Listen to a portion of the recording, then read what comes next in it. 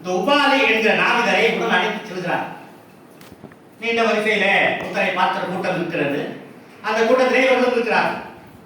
ஒவ்வொருவரும் புத்தரை பார்த்து உரையாடுகிறார். அப்ப இவங்களை போயிருக்கிறார். 4 இளைஞர்கள், ஒருத்தர் மட்டும் ஒரு 50-55 வயசுல அவங்களுக்கு பொருந்தாத ஒரு வயது, உபாலி மட்டும். புத்தர் பார்க்கிறார் ஒரு பார்வை. 4-5 பேர் இளைஞர்களாக இருக்கிறார்கள். ஒருவர் அவர்களுக்கு பொருந்தாத வயதில் இருக்கிறார். அவருக்கு சற்றே புரிந்து விடுகிறது. சொல்லுங்கள் இருக்கிறார். நீங்கள் பிறந்த ஊரிலிருந்து வருகிறோம், அந்த சாக்கிய தேசத்திலிருந்து வருகிறோம். எங்களுடைய பகுதியிலிருந்து வந்து ஒரு மகானாக மாறி இருக்கிற உங்களுடைய புத்த சங்கத்திலே நாங்களும் சேர வேண்டும் என்ற ஆர்வத்தோடு வந்திருக்கிறோம் என்று சொல்கிறார். புத்தர் ஒரு பார்வை பார்த்துவிட்டு, அது சரி, இவர் யார் என்று கேட்கிறார். அது சரி, இவர் யார்? 4 பேர் ஒரே வயசுல இருக்காங்க. ஒருத்தர் மட்டும் வயசு கூட இருக்காரு, சம்மந்தம் இல்லாம இருக்காரு, கண்களுடைய தோட்டத்தில் இருக்காரு. இவங்கெல்லாம் ஆபரணங்கள் அணிந்து பிரபு குடும்பத்துடைய தோட்டத்தில் இருக்காரு. அவர் மட்டும் கண்களுடைய இருக்கிறாரு. இவர் யார் என்று கேட்கிறார். இவர் எங்கள் ஊரினுடைய நாவிதர். இவரை எதற்காக அழைத்து வந்தீர்கள்? நீங்கள் எங்களை ஏற்றுக்கொண்டு நாங்கள் உங்களுடைய சங்கத்திலே சேரும் போது எங்களுடைய ஆடை ஆபரணங்களை எல்லாம் கழற்றி கொடுத்து அனுப்புவதற்காக எங்கள் ஊரிலே சேவை ஜாதியாக இருக்கிற இவரை அழைத்து வந்திருக்கிறோம் என்று சொல்கிறார். புத்த சற்றே ஒரு புன்னகை புரிந்து விட்டு சொல்லுகிறார், புத்த சங்கத்தினுடைய விதி என்னவென்று உங்களுக்கு தெரியுமா என்று கேட்கிறார். இப்பதானே வரேன், தெரியாது என்று சொல்கிறார். ஒரு குழுவாக புத்தர் அவர்களுக்கு பதில் சொல்கிறார். ஒரு குழுவாக சிலர் வரும் பொழுது புத்தர் அந்த குழுவில் இருக்கிற முதிய மனிதர் யாரோ அவருக்கு நேரடியாக தீட்சை அளிப்பார். அவருடைய பாதங்களை தொட்டு வணங்கி பிறர் தீட்சை பெற்றுக் கொள்ள வேண்டும். இதுதான் புத்த சங்கத்தினுடைய விதி. இந்த விதிக்கு நீங்கள் கட்டுப்படுகிறீர்களா என்று கேட்கிறார். இந்த விதிக்கு நீங்கள் கட்டுப்படுகிறீர்களா என்று கேட்கிறார். ஒரு கணம் திகைப்பு, அதிர்ச்சி, நடுக்கம் எல்லாம் அந்த இளைஞர்களின் மத்தியிலே வந்து போயிருக்கு. பெரிய சிக்கல் வந்துருச்சு. புத்தர் சொல்லுகிற அந்த நிபந்தனைக்கு ஒத்துக்கொண்டால் நாவிதராகிய உபாலியுடைய கால்களை தொட்டு வணங்கி இவர்கள் அவர்களிடம் தான் தீட்சை பெற்றுக் கொள்ள வேண்டும். அவருடைய சாதிய மனத்துக்கு விடுக்கப்பட்டிருக்கிற சவால். இன்னொரு பக்கம் இதை ஏற்றுக்கொள்ளவில்லை என்று சொன்னால் புத்தர் இவர்களை சீடராக ஏற்றுக்கொள்ள மாட்டார், விரட்டி அடைத்து விடுவார். புத்தர் திருப்பி அனுப்பி விட்டால் அதுவும் இவர்களுக்கு அவமானம். 2 அவமானத்தில் ஏதோ ஒரு அவமானத்தை இவர் தேர்ந்தெடுத்தே ஆக வேண்டும். அவர்கள் முதல் அவமானத்தை தேர்ந்தெடுத்தார். அப்போதைக்கு அவர்களுக்கு அது அவமானம் போல தெரிந்தது. தங்களுக்கு சேவை செய்கிற ஒரு நாவிதன் கால்களிலே பணிந்து தாங்கள் தீட்சை பெறுகிற அந்த அவமானத்தை இவர் வழியின்றி அந்த 4 இளைஞர்கள் தேர்ந்தெடுத்தார்கள். மகாகணம் பொருந்திய புத்தர் உபாலி என்கிற அந்த நாவிதருக்கு நேரடியாக தனது கரங்களால் தீட்சை அளித்தார். அவருடைய கால்களை தொட்டு வணங்கி அவர்களுக்கு அதுவரை எஜமானர்களாக இருந்தவர்கள் தீட்சை பெற்றார்கள் என்கிற இந்த செய்தி புத்தரும் அவர்தம் தம்மமும் என்கிற அம்பேத்கர் அவருடைய புத்தர் வாழ்வு குறித்த பதிவில் தான் மிக விலாவாரியாக பேசப்படுகிறது. இதை ஒரு வரலாற்று சம்பவம் என்பதற்காக மட்டும் சொல்லவில்லை. இதற்குள் ஒரு ஆழ்ந்த பொருள் இருக்கிறது. உபாலி என்கிற அந்த மனிதர் தற்செயலாக இவர்களோடு இணைந்து போன தற்செயலாக தீட்சை பெற்ற அந்த மனிதர் தான் பின்னாளில் புத்த சங்கத்தில் புத்தருக்கு மிக நெருக்கமான துறவிகளில் ஒருவராக இருந்தது மட்டுமல்ல, புத்த சங்கத்தினுடைய துறவிகளுக்கான கட்டுப்பாடுகள் சட்டத்திட்டங்களை வகுக்கக்கூடிய குழுவினுடைய தலைவராகவும் பின்னால் உயர்ந்தவர் அந்த உபாலி என்கிற மனிதர் தான் என்பதையும் அம்பேத்கர் குறிப்பிடுகிறார். அப்போ அடிமைப்படுத்தப்பட்ட ஜாதியில் கீழ்நிலைப்படுத்தப்பட்ட ஒரு மனிதன் அவனுக்கு முதலில் தீட்சை அளித்ததன் மூலமும் அவரை வைத்தே அந்த புத்த சங்கத்தினுடைய கிட்டத்தட்ட அம்பேத்கர் அரசியல் சட்டம் எந்த சமூகங்களை இந்த நாட்டினுடைய பெருந்திரள் மனிதர்கள் அவமானத்தின் விளிம்பிலே தள்ளி கொடுமைப்படுத்தினார்களோ அதிலிருந்தே ஒரு மனிதன் அவர்களுக்கான சட்டத்தை உருவாக்க பிறந்தது போல புத்த சங்கத்துக்கு தேவையான அந்த சட்டத்திட்டங்களை உருவாக்குகிற கமிட்டிக்கும் உபாலியை போன்ற ஒரு மனிதன் தான் தலைவனாக வந்தான் என்கிற செய்தியை அவர் சொல்லும் போது அதில் உபாலியையும் பார்க்கிறேன், அம்பேத்கரையும் பார்க்கிறேன். உபாலியை பார்க்கும் போது அம்பேத்கராக தெரிகிறது. அம்பேத்கர் காட்டுகிற உபாலி அல்ல, அம்பேத்கர் தான். அம்பேத்கர் காட்டுகிற உபாலி அல்ல, அம்பேத்கர் தான். அம்பேத்கர் உபாலியினுடைய முகத்தில் தன்னுடைய அகத்தை பார்க்கிறார் என்பதுதான் அதற்கான செய்தி. புத்தரும் அவர்தம் தம்மமும் என்கிற அம்பேத்கருடைய அந்த நூல் கிட்டத்தட்ட 1000 பக்கம் அளவிலான அந்த நூல் இந்திய வரலாற்றில் மிக முக்கியமான மிக ஆழமான நூல்களில் ஒன்று. அம்பேத்கருடைய வரலாற்று பங்களிப்பு அல்லது கருத்தியல் பங்களிப்பு என்று நான் பேசும்போது இந்து மதத்தின் புதிர்கள் என்கிற அந்த புத்தகம், காந்தியும் காங்கிரசும் தீண்டப்படாதவர்களுக்கு செய்தது என்ன என்கிற அந்த புத்தகம், உத்தரா கார்ல் மார்க்ஸ் என்று பொது உடைமை சித்தாந்தத்தையும் புத்தர் முன்வைத்த அந்த சமத்துவ தம்ம சிந்தனைகளையும் ஒப்பாய்வு செய்து உருவாக்கிய அந்த அற்புதமான புத்தகம். இவையெல்லாம் மிக முக்கியமான பங்காற்றிய விஷயம். அவருடைய வாழ்வை கட்டமைத்த முக்கிய சட்டங்கள் என்று சொல்லும்போது பூனா ஒப்பந்தம், இரட்டை வாக்குரிமை என்கிற அந்த விஷயத்தை முன்வைத்து அம்பேத்கர் வரலாறு நெடுக நடத்திய நெடுநிலைய போராட்டம். அந்த போராட்டம் சதியால் ஒரு விதமான வன்முறையால் முடிவுக்கு கொண்டு வரப்பட்டு வீழ்த்தப்பட்ட ஒரு தருணம். இதெல்லாம் முக்கியமான சம்பவம். ஆனால் அவருடைய அறிவுலக பங்களிப்புல இந்து மதத்தின் புதிர்கள் என்கிற அந்த புத்தகம் மிக முக்கியமான புத்தகம்.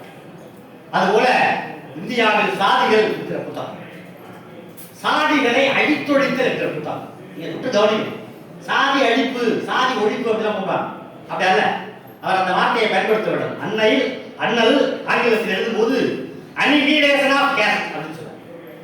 அனிஹிலேஷன் சொன்னா அழிப்பல்ல, ஒழிப்பல்ல, அழித்தொழித்தல் அப்படிங்கிற சொல். அழித்தொழித்தல் அப்படிங்கிறது சற்றே வீரியம் கூடிய மிக ஆக்ரோஷமான ஒரு சொல். சாதிகளை அழித்தொழித்தல், அனிஹிலேஷன் ஆஃப் கேஸ்ட் என்கிற அம்பேத்கருடைய நூல், இந்தியாவில் சாதிகள் என்கிற அம்பேத்கருடைய ஆய்வு, பண்டைக்கால இந்தியாவில் நாணய மதிப்பீடு என்கிற அவருடைய பொருளியல் சார்ந்த ஆய்வு, உத்தரா கார்ல் மார்க்ஸ் என்கிற சமதர்மமும் புத்தர் முன்வைத்த தர்மமும் சார்ந்த அந்த ஆய்வு, இவையெல்லாம் மிக முக்கியமான பங்களிப்பு. இத்தனை பங்களிப்புகள் அம்பேத்கருடைய வாழ்வில் கருத்தில் இருக்கும் போது நம்மில் பலர் அல்லது நம்மில் பெரும்பாலோர் அல்லது இந்திய பொது புத்தி அம்பேத்கரை ஒரே ஒரு கட்டத்தில் அடைக்க பார்த்தது. இந்திய அரசியல் சட்டத்தின் சிற்பி, நவீன இந்திய அரசியல் சட்டத்தின் சிற்பி. முடிச்சிடா ஒரே வரி. அம்பேத்கரை பத்தி உங்களுக்கு என்ன தெரியும் கேட்டா, அவர் அரசியல் சட்டம் வேறு, அரசியல் சட்டம் வேறு. அவர் மட்டும் தான், அவ்வளவுதான் அல்ல. நான் ஏற்கனவே குறிப்பிட்டது போல அம்பேத்கர் என்கிற ஆளுமையினுடைய அடிப்படை குணம் அவர் ஒரு ஆழ்ந்த வாசிப்பார், ஒரு விசாலமான அறிவார்.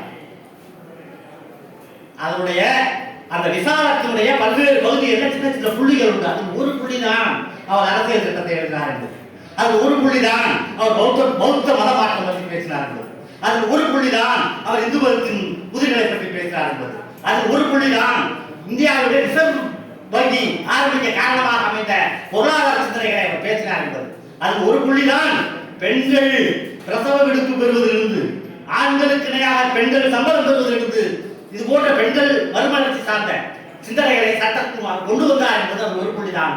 இப்படி பல்வேறு புள்ளிகள் அடங்கிய அந்த வாழ்வை ஒரு பெரிய கோலமாக நீங்கள் நிறுத்தி பார்த்தால் தெரியும். நான் ஏற்கனவே சொன்னேனே, அம்பேத்கர் அதிமனிதர் என்று அதனுடைய பொருள் அப்பதான் தெரியும். அம்பேத்கர் மனிதர் நான் குறிப்பிட்டது போல அவமானங்களின் நிழலில் வாழ்ந்த மனிதர். இன்னைக்கு நான் யோசிச்சு பார்க்கிறேன், விசாவுக்கு காத்திருத்தல் என்று அவருடைய ஒரு சின்ன புத்தகம் இருக்கு. அந்த புத்தகத்துல கசப்பான அனுபவங்களை அவர் எழுதியிருப்பார். அந்த பகுதிகளை நான் வாசிக்கும் போது கண்ணீர் இல்லாமல் கடக்க முடியாது. இப்படி கம்பீரமான மனிதர். நான் சொல்லுவேன், டீ கடைக்கு போனவங்க போட்டு சூட் போட்டு தான் போவாங்க, பக்கத்துல இருக்க டீ கடைக்கு போனவங்க போட்டு சூட் போட்டு தான் போவாங்க அப்படி இருப்பாரு. அப்படிப்பட்ட ஒரு கம்பீரமான மனிதர் ஒரு இரவு முழுதும் தன்னுடைய பெட்டி படுக்கைகளோடு ஒரு பூங்காவிலே தங்க இடம் இல்லாமல், ஒன்றை இடம் இல்லாமல், கண்ணீரும் கம்பளியுமாக அப்படி கையையே போர்த்தி கொண்டு ஒரு இரவு முழுக்க விழித்து கிடந்த, தூங்காமல் விழித்து கிடந்த தருணங்கள் வாழ்க்கையில் ஏற்பட்டது. ஒரு பாரசி விடுதியிலே சற்றே பணம் அதிகமாக தருவதாக சொல்லி தாழ்த்தப்பட்டவர்கள் காரணத்தினாலே விடுதிகளில் இடம் தர மறுக்கிறார். அப்பொழுது ஒரு பாரசி விடுதியில சென்று அங்க இருக்கிற வாசகரை குறிச்சு, உனக்கு நான் பணம் கொஞ்சம் கூட தரேன் ஆசை காட்டி இவர் பாரசி பதிவு பண்ணி அங்க போய் தங்கியிருக்கிறாரு. அது தெரிந்து விடுது, அங்க இருக்கிற பாரசி நண்பர்களுக்கு தெரிந்து விடுகிறது இவர் தீண்டப்படாத ஜாதியை சேர்ந்தவர் என்று. நள்ளிரவிலே உண்டாதடிகளோடு வந்து ஒரு கூட்டம் அவரை அடித்து விரட்டி இழுத்து வெளியே இழுத்து விட்டார். பெட்டி படுக்கைகளோடு புத்தகங்களோடு பக்கத்தில் இருந்த ஒரு பார்க்கில் விடிய விடிய நடுங்கிக் கொண்டு அமர்ந்திருந்த அந்த வாழ்வு அவருக்கு நேர்ந்தது. அந்த வாழ்வு நேர்ந்தது. அப்போது மட்டுமல்ல, அவருக்கு முகவரியே கிடையாது. 65 ஆண்டு காலம் ஆண்டவருக்கு 40 ஆண்டு காலம் முகவரியே கிடையாது. அவருடைய கடிதங்கள் புத்தகம் நான் வைத்திருக்கிறேன். அவருடைய கடிதங்கள் பல்வேறு இடங்களில் இருந்து பல்வேறு மனிதர்களுக்கு எழுத கடிதங்கள் இருக்கின்றன. அந்த கடிதங்களில் அவருடைய முகவரி மாறிக்கொண்டே கேம்ப் தான். இந்த பல்கலைக்கழகத்திலிருந்து அந்த பல்கலைக்கழகத்திலிருந்து அந்த ஆபீஸ்ல இருந்து இந்த ஆபீஸ்ல இருந்து தான். தங்கும் விடுதிகள் கிடையாது அந்த காலத்தில். தங்கும் விடுதிகள் ஒன்று ரெண்டு இருந்தாலும் அது தலித்துகளுக்கு இடம் கிடையாது. அப்போ ஒரு பெரிய உயர் பதவி வகிக்கும் போது கூட அந்த மனிதன் அங்கு சென்று பதவி ஏற்று தங்குவதற்கு இடமில்லாத சூழலுக்காக அந்த பதவிகளை விட்டுத்தர வேண்டிய நெருக்கடி எல்லாம் ஏற்பட்டது. அவமானப்படுத்தப்பட்டார், இழிவுபடுத்தப்பட்டார், கண்ணீரோடும் கம்பளையோடும் விலக்கி வைக்கப்பட்ட ஒரு மனிதராக இருந்தார். அதையெல்லாம் கண்டு நடுங்காமல் பயப்படாமல் அவர் தன்னுடைய வாழ்க்கையில் பயணித்தார் என்பதுதான் முக்கியமான செய்தியாக இருக்கிறது. அவருடைய வாழ்க்கையில நாம் கற்றுக்கொள்ள வேண்டிய செய்திகள் அது ஒரு செய்தியாக நாம் பார்க்க வேண்டியிருக்கிறது.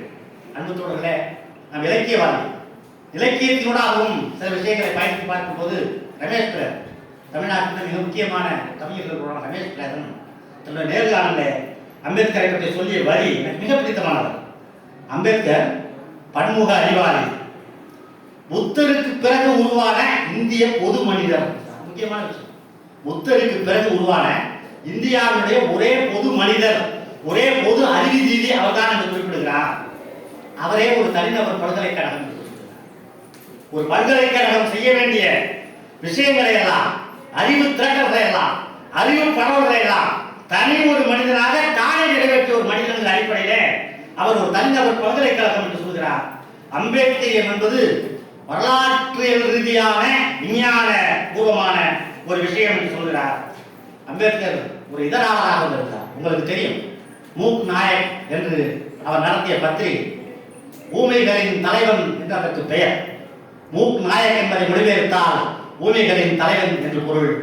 ஊமைகளின் தலைவனாக வாழ்ந்த அந்த மனிதர், ஊமைகளாக தன் மக்கள் நீடிப்பதை விரும்பாமல் தன்னுடைய வாழ்க்கையை அதற்கு அர்ப்பணித்த மனிதர் இன்றைக்கு தலித்துகள் மட்டுமல்ல இன்றைக்கு ஜனநாயகம் தந்திருக்கிற வாய்ப்பு வசதிகளை பயன்படுத்தி எல்லா விதமான பிரிவுகளைச் சேர்ந்த மனிதர்களும் கடந்த காலத்தில் ஒப்பிடும்போது பெருசா சொல்ல முடியாது. கடந்த காலத்தில் ஒப்பிடும்போது ஓரடி முன்னால் இந்திய வரலாறு நகர்ந்திருக்கிறது சொன்னால், ஓரடி முன்னால் நம்முடைய வாழ்வு நகர்ந்திருக்கிறது சொன்னால், அதற்கு பின்னால் அம்பேத்கர் என்கிற அந்த தனிநபர் பல்கலைக்கழகத்தினுடைய பங்களிப்பு மிகப்பெரிய பங்களிப்பு என்பதை நாம் உணர வேண்டும். எப்போதும் போராட்டத்திலேயே உழன்று கசப்பின் தழும்புகளை கொண்டிருந்த டாக்டர் அம்பேத்கர் அவரை கசப்பானவர் என்று பலர் சொல்லுகிறார். அவரோட பழகிய பலர், அவரை பற்றி மதிப்பிடுகிற பலர் அவருடைய காலத்தில் கொஞ்சம் கசப்பானவர், அவ்வளவு மனம் விட்டு பேச மாட்டாரு, கொஞ்சம் மூடுகிற மனிதர், அப்படி ஒரு ரிலாக்ஸாக இருக்க மாட்டாரு அப்படிங்கிற மாதிரிலாம் சொல்லப்படுவது அதை மறுத்திருக்கிறார். அவருடைய கடிதங்களை தொகுத்த ஒரு மனிதர் அதை மறுத்து எழுதுகிறார். சொல்லும்போது சொல்றார், எப்போதும் போராட்டத்திலேயே உழன்று கசப்பின் தழும்புகளை கொண்டிருந்த டாக்டர் அம்பேத்கரை கசப்பானவர் என்று பலரும் சொல்வார்கள். ஆனால் உண்மையில் அவர் மிகவும் மென்மையானவர். அவரது வாழ்க்கை குறித்த தரிசனம் சாதி, மத, குல, இன, பிரதேச, மொழி, பாலின வேறுபாடுகளை கலந்த மொத்த மனித குலத்துக்கான மனித குலத்துல எத்தனை விதமான பேதங்கள் இருக்கிறதோ அத்தனையும் வரிசைப்படுத்தினா மத, சாதி, மத, குல, இன, பிரதேச, மொழி, பாலின வேறுபாடுகள் எல்லாம் கலந்த ஒரு ஒட்டுமொத்த மனித குல விடுதலைக்கானது என்று அவரை பற்றி குறிப்பிடுகிறார். நண்பர்களே, இப்ப நம்ம 2024 கரெக்டா 98 ஆண்டுகளுக்கு அப்படியே ஒரு கிட்டத்தட்ட ஒரு 100 ஆண்டு காலத்துக்கு பின்னால் அவருடைய வாழ்க்கையை திரும்பி பார்க்கும்போது 19/8/1926 கரெக்டா 98 வருஷம் முன்னாடி, இன்னைக்கு நம்ம பேசிட்டு இருக்கிறதுக்கு 98 வருஷத்துக்கு முன்னாடி அவர் எழுதிய கடிதம் ஒன்று இருக்கிறது. அவருடைய வாழ்வு எப்படிப்பட்ட துயரங்களை எல்லாம் கடந்து வந்தது என்பதற்கான தடயம் தொடங்கிய அந்த கடிதம். தத்தோபா என்கிற அவருடைய நண்பருக்கு அவர் எழுதிய கடிதம் எங்களுக்கு மகிழ்வூட்டிய, அந்த கடிதத்தில் சொல்ற வரி அம்பேத்கர், எங்களுக்கு மகிழ்வூட்டிய அற்புதமும் அழகானதுமான 3 மகன்களும் ஒரு மகளுமான 4 குழந்தைகளையும் நாங்கள் மரணத்துக்கு பரிசீலித்து விட்டோம். அவருக்கு 4 குழந்தைகளும் நோய்வாய்ப்பட்டு இறந்து விட்டார். அவருடைய முதல் மனைவிக்கு பிறந்த குழந்தை. அவர் நண்பருக்கு சொல்றாரு, அந்த அழகும் அற்புதமும் ஆன அந்த 3 மகன்களும் ஒரு மகளுமான 4 குழந்தைகளையும் மரணத்துக்கு பரிசீலித்து விட்டோம். இந்த நினைப்பு எங்களை நசுக்குகிறது. மேகமூட்டங்கள் நகர்ந்து சொல்வது போல எங்கள் நாட்கள் போய்கொண்டிருக்கு. கடிதத்துல தான் மனிதர்கள் நெருக்கமான நண்பர்களுக்கு கடிதம் எழுதும்போது தன்னுடைய அசலான மனித உணர்வுகளை எல்லாம் வெளிப்படுத்துவார். ஒரு கட்டுரையிலையோ ஒரு கதையிலையோ ஒரு ஆய்வு கட்டுரையிலையோ அப்படியெல்லாம் வெளிப்படுத்த முடியாது. நண்பர்களுக்கு எழுதக்கூடிய கடிதங்களில் தான் அந்த மனத்தை வெளிப்படுத்த முடியும். அப்படி அம்பேத்கர் என்கிற அந்த அற்புதமான மனிதர் தன்னுடைய வாழ்வினுடைய இருந்த பகுதிகளை, தன்னுடைய வலிமிகுந்த நினைவுகளை, தன்னுடைய கசப்பும் இனிப்புமான பல்வேறு தருணங்களை தன்னுடைய கடிதங்களில் வெளிப்படுத்திய அந்த விஷயம் ஒண்ணு. எங்கள் வாரிசுகளின் இழப்பில் வாழ்வின் சுவையை நாங்கள் முற்றிலும் இழந்துவிட்டோம். 4 குழந்தைகளும் இறந்துவிட்டோம். யோசித்து பாருங்கள். பெற்ற தாயும் தந்தையும் உயிரோடு இருக்கும் போது மக்கள் இழந்து போவது மகத்தான துயரம். புத்திர சோகத்தை விட பெரிய சோகம் உலகத்தில் கிடையாது என்பதை சொல்வதற்காகவே ராமாயணம் எழுதப்பட்டது. புத்திர சோகத்தை விட பெரிய சோகம் கிடையாது என்பதை சொல்லுவதற்காகவே தசரதனுடைய குரலிலே ராமாயணம் பேசுகிறது. அப்படி 4 குழந்தைகளையும் மரணத்துக்கு 1928 பறிகொடுத்த மனிதராக தன்னுடைய வாழ்க்கையை துவங்குகிற அந்த மனிதர் அந்த நேரத்தில் கலைத்து செல்லும் மேக கூட்டங்களை கூட தன்னுடைய வாழ்வு இருப்பதாக சொல்லுகிறார். ஆனால் அவர் அத்துடன் தேங்கி நின்று விடவில்லை. காலம் பயணிக்கிறது, காலம் நகர்ந்து கொண்டே இருக்கிறது. காலத்துடைய மாற்றத்தில் அவருடைய நெடிய பயணத்தில் ஏராளமான புதிய புதிய விஷயங்களை சந்திக்கிற மனிதராக அவர் மாறுகிறார். அப்பொழுது வேறொரு மனிதராக மாறுகிறார். நான் தேர்ந்தெடுத்த பாதை அந்த தத்தோபா அப்படிங்கிறது அவர் நெருக்கமான நண்பர்.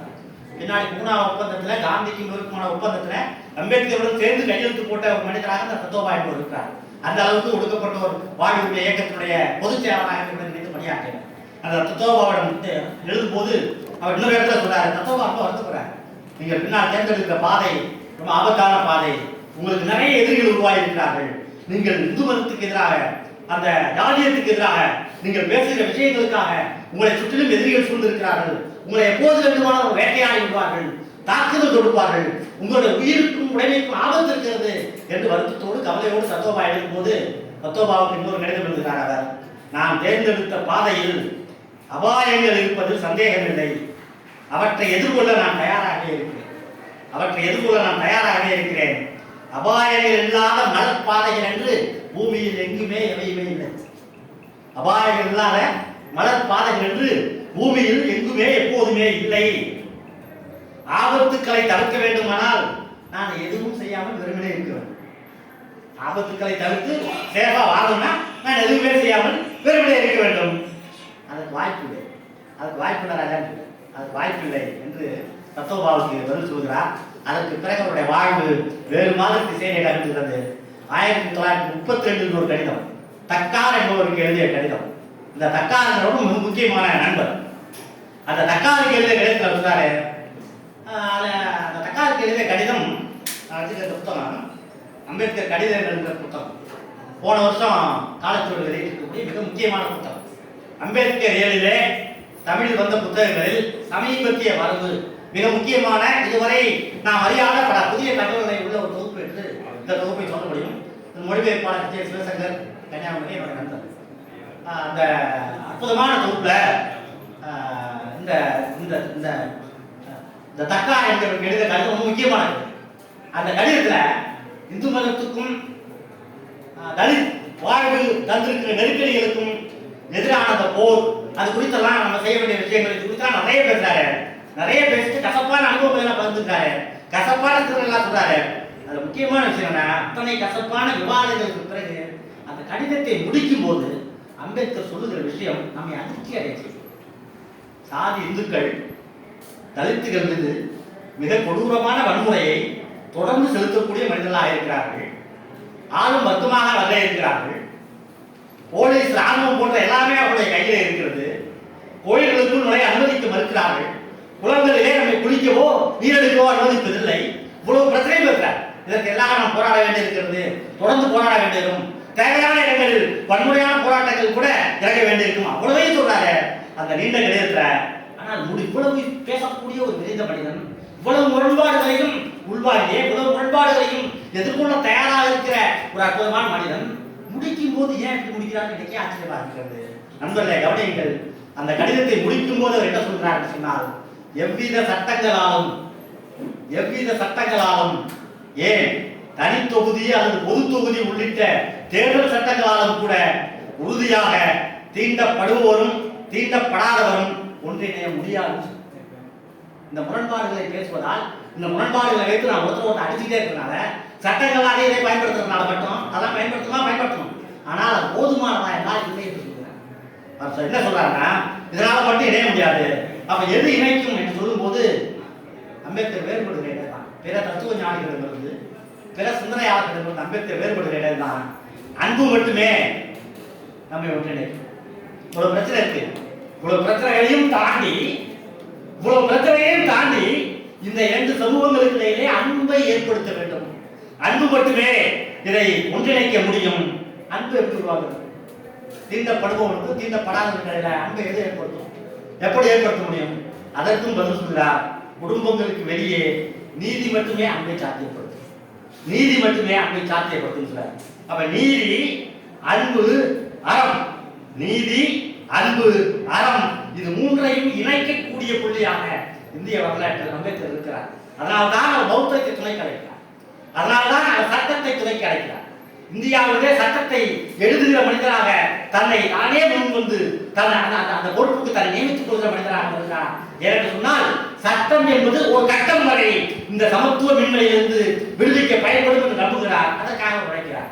அது மட்டும் போதாது என்ற அடிப்படையில் தான் புத்தர் முன்வைத்த தம்மம் என்பதையும், புத்தர் முன்வைத்த சங்கம் என்பதையும், புத்தர் முன்வைத்த அந்த அறிவியல் கோட்பாடுகளையும் இணைக்கிறார்.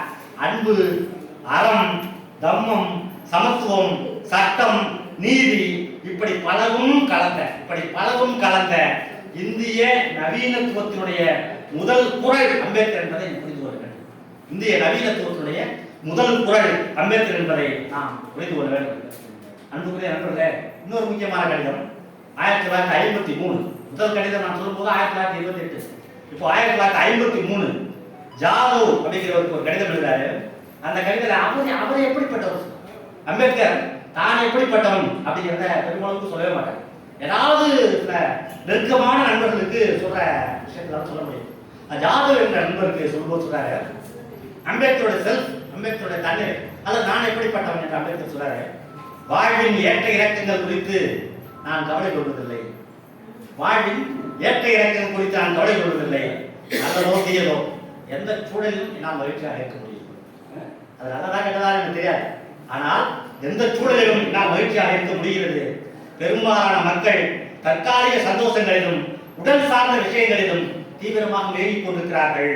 ஆனால் ஆன்ம சந்தோஷம் என்கிற ஒன்று இருக்கிறது. நல்ல சுயநலமற்ற எண்ணங்கள் இருந்தும் செயல்கள் இருந்தும் கிடைப்பது.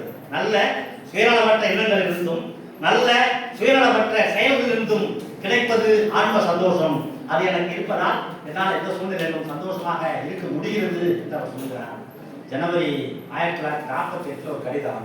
நான் இந்த உரையில முக்கியமா இந்த கடிதங்கள் புத்தகத்திலிருந்து சொல்ல விரும்புகிற செய்தியை வச்சு தான் தயாரிக்கிறேன். என்ன காரணம்னா, இதுவரை அம்பேத்கர் பற்றிய அறியப்படாத பகுதிகளை கொண்ட ஒரு பகுதி அப்படிங்கிறாங்க. 1948 ஒரு கடிதம், சவீதா அம்பேத்கருக்கு எழுதிய ஒரு கடிதம். உங்களுக்கு தெரியும், சவீதா அம்பேத்கரோட 2வது மனைவி. இந்த 48 இந்த கடிதம் எழுதும்போது சவீதா அம்பேத்கர் அல்ல, லட்சுமி கபூர். கிட்டத்தட்ட அவர்கள் இருவரும் காதல் வசப்படுகிற காலத்தில் ஒரு காதல் கடிதம் யோசிச்சு பாருங்க. காதலிக்கு எழுதுகிற கடிதம் இப்படியெல்லாம் ஒரு மனிதன் எழுத முடியுமா அப்படின்னு யோசிப்பீங்க. வினோதமான மனிதர்கள், வித்தியாசமான மனிதர்கள், அறிவுஜீவிகள் காதல் கடிதம் எழுதினாலும் அப்படிதான் இருப்பான் அப்படிங்கிறதுக்காக தடையை தெரிகிறது பார்க்கலாம். அம்பேத்கர் சொல்லுறாரு, சவீதா அம்பேத்கர் ஆகிய பின்னாலும் ஆகிறாங்க. சவீதா அம்பேத்கர் ஆகிய லட்சுமி கபூருக்கு எழுதிய கடிதம். அதில் அவர் சொல்றாரு, நான் கடினமானவன், சாதாரணமாக தண்ணீரை போல அமைதியாகவும் புல் போல பணிவாகவும் இருப்பேன். சாதாரணமாக பார்த்தீங்கன்னா தண்ணீரை போல அமைதியாகவும் புல் போல பணிவாகவும் இருப்பேன். ஆனால் கோபம் கொண்டு விட்டால் கட்டுக்கடங்காதவனாகவும் சமாளிக்க முடியாதவனாகவும் மாறிவிடுவேன். நான் மௌனமானவன். நான் பெண்களிடம் பொதுவாக பேசுவதில்லை என்கிற குற்றச்சாட்டு இருக்கிறது. யாருக்கு யோசிப்பாரு, காலையில் எழுத அவங்க சரியா பேச மாட்டீங்க, எங்கள்கிட்ட சரியா பேச மாட்டீங்க, பொதுவாக நீங்க பெண்கள்கிட்டயே சரியா பேச மாட்டீங்க, ஒரு மாதிரி தொழில் மாதிரி இருக்கீங்க, அப்படி ஃபீல் பண்றேன் அப்படின்னு அவங்க எழுத கடிதத்துக்கு சொல்ற பதில், நான் பெண்களிடம் அவ்வளவாக பேசுவதில்லை என்கிற குற்றச்சாட்டு இருக்கிறது. எனக்கு நெருக்கமாக இல்லை என்றால் நான் ஆண்களிடமே கூட அவ்வளவாக பேச மாட்டேன். எனக்கு நெருக்கமாக எல்லாம் இருந்தால் நான் ஆண்களிடமே கூட அவ்வளவாக பேச மாட்டேன். நான் மனோநிலைகளின் மனிதன். எந்தெந்த மனநிலை எப்படி இருக்கிறோமோ அப்படி வெளிப்படக்கூடிய மனிதன். சில வேளைகளில் முடிவின்றி பேசுகிறேன், சில வேளைகளில் வார்த்தை கூட பேச மாட்டேன், மிகவும் தீவிரமாக இருப்பேன், சில வேளைகளில் மிகுந்த நகைப்பு உணர்ச்சியோடு இருப்பேன். நான் மகிழ்வின் மனிதன் அல்ல. சொல்ற, நான் மகிழ்வின் மனிதன் அல்ல. இந்த உலகத்துல எதையெல்லாம் மகிழ்ச்சி என்று சாதாரண மனிதர்கள் கருதி அந்த இன்பங்களில் எல்லாம் உணர்ந்து கொண்டிருக்காங்களோ அப்படிப்பட்ட மனிதன் அல்ல. அதாவது சொல்றாரு, நான் மகிழ்வின் மனிதன் அல்ல அப்படின்னு சொல்லிட்டு இந்த இடத்துல நாம் சொல்லணும். இந்த தலைப்பு வைக்கும் போது வெற்றிச்சந்திரன் கேட்டேன், அம்பேத்கர் பற்றிய பேச்சில் என்ன தலைப்பு வச்சுக்கலாம். நான் இந்த தலைப்பை தான் சொல்றேன், நான் மகிழ்வின் மனிதன் அல்ல நீங்க சொல்லிட்டு அம்பேத்கர் ஒரு விஷயத்தை சொல்றாரு, கட்டுக்கோப்பில் துறவுத்தன்மை கூடிய மனிதன் நான், கட்டுக்கோப்பில் துறவுத்தன்மை கூடிய மனிதன் நான் அப்படின்னு அம்பேத்கர் தன்னை பற்றி குறிப்பிட்ட ஒரு வரி. அதை வச்சுக்கலாம்னு சொன்னேன். சொன்னாலும் அது அவ்வளோவா ரீச் ஆகாது. உண்மைதான், அது ரொம்ப கொஞ்சம் கடினமான ஒரு வரியாக தான் இருக்குது. அதனால தான் இந்த நான் யாருக்கும் அடிமை இல்லை, எனக்கும் யாரும் அடிமை இல்லைங்கிற கிட்டத்தட்ட மோட்டோ போல ஒரு டிக்ளரேஷன் போல, ஒரு பிரகடனம் போல அவன் அம்பேத்கருடைய அந்த சொல்லியிருக்காங்க. அது முற்றிலும் பொருத்தமான ஒரு விஷயம். ஆனால் அம்பேத்கர் சொல்றாரு, நான் கட்டுக்கோப்பின் துறவுத்தன்மை அது ஒரு சுமைன்னு சொல்றாரு. என்னுடைய கட்டுக்கோப்பின் துறவுத்தன்மையின் சுமையை என்னுடைய நண்பர்கள் பொறுத்துக் கொள்ளத்தான் வேண்டும். என்னுடைய காதலி, என்னுடைய நண்பர்கள் சிலர் இருக்கிறார்கள், மிக குறைந்த அளவு என் மீது அன்பு கொண்டவர்கள் இருக்கிறார்கள். அவர்கள் என்னுடைய கட்டுக்கோப்பின் துறவுத்தன்மையின் சுமையை சற்று பொறுத்துக் கொள்ளத்தான் வேண்டும் என்று காதலிக்கு கிடைக்கப்பட்ட மனிதன். அப்படி ஒரு மனிதனாக அம்பேத்கர் இருக்கிறார். அதோட முடியல. அம்பேத்கர் எனக்கு ஏன் பிடிக்கும் பேசுறாருன்னா அந்த வரி அடுத்த வரி வருது. எனது புத்தகங்களே எனது நண்பர்கள், காதல் கடித கடைசி வரி என்னன்னா, எனது புத்தகங்களே என்னுடைய நண்பர்கள், மனைவியை விட, காதலியை விட, என் குழந்தைகளை விட அவையே என் பிரியத்துக்குரியவை.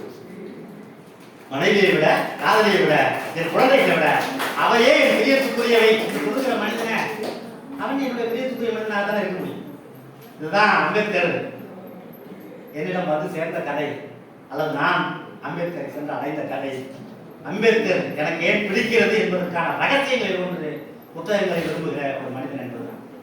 அம்பேத்கர் வந்து இந்தியாவில் மகத்தான மாமனிதர்கள் என்று இந்திய அரசியலுக்கு வெளியே, இந்திய அரசியலுக்கு வெளியே தானே, தேர்தல் அரசியலுக்கு வெளியே, கட்சி அரசியல், தேர்தல் அரசியல், அதுக்கு வெளியே இந்தியாவில் இரண்டே இருந்த தலைவர்கள் தான் உலக புகழ்பெற்ற தலைவர்கள். ஒன்று நம் அனைவருக்கும் தெரியும், மகாத்மா காந்தி. இன்னொன்று நம்ம கொஞ்சம் பேருக்கு தெரியும், டாக்டர் அம்பேத்கர். இதான் வித்தியாசம். நம் அனைவருக்கும் தெரிந்தவராக ஒரு மனிதரும், நம்ம கொஞ்சம் பேருக்கு மட்டும் தெரிந்தவராக ஒரு மனிதரும் ஏன் இருக்கிறார்கள் என்ற கேள்விதான் நமக்கு தெரியும் இல்லையா? உண்மையில் காந்தி என்கிற அந்த மனிதனோடு ஒப்பிடும்போது அம்பேத்கர் என்கிற மனிதனுடைய அறிவு, ஆளுமை, விசாலம், கல்வி தகுதி, பக்குவம், தகுதிகள், ஆற்றல் அனைத்துமே பல மடங்கு அதிகம்.